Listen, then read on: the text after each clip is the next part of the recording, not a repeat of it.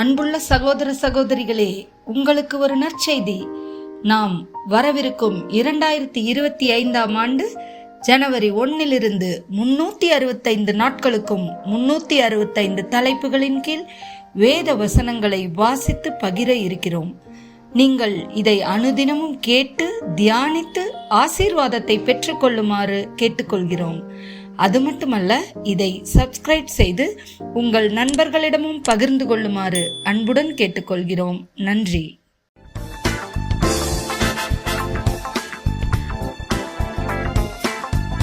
இன்று நாள் 218.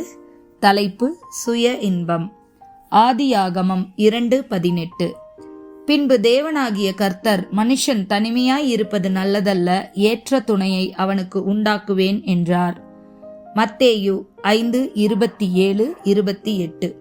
விபச்சாரம் செய்யாதிருப்பாயாக என்பது பூர்வத்தார்க்கு உரைக்கப்பட்டதென்று கேள்விப்பட்டிருக்கிறீர்கள்.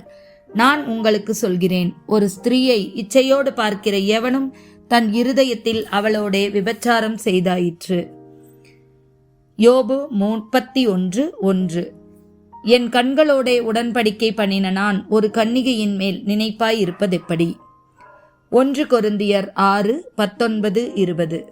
உங்கள் சரீரமானது நீங்கள் தேவனாலே பெற்றும் உங்களில் தங்கியும் இருக்கிற பரிசுத்த ஆவியினுடைய ஆலயமாய் இருக்கிறதென்றும் நீங்கள் உங்களுடையவர்கள் அல்லவென்றும் அறியீர்களா? கிரயத்துக்கு கொல்லப்பட்டீர்களே, ஆகையால் தேவனுக்கு உடையவைகளாகிய உங்கள் சரீரத்தினாலும் உங்கள் ஆவியினாலும் தேவனை மகிமைப்படுத்துங்கள். கலாத்தியர் 5:22-23.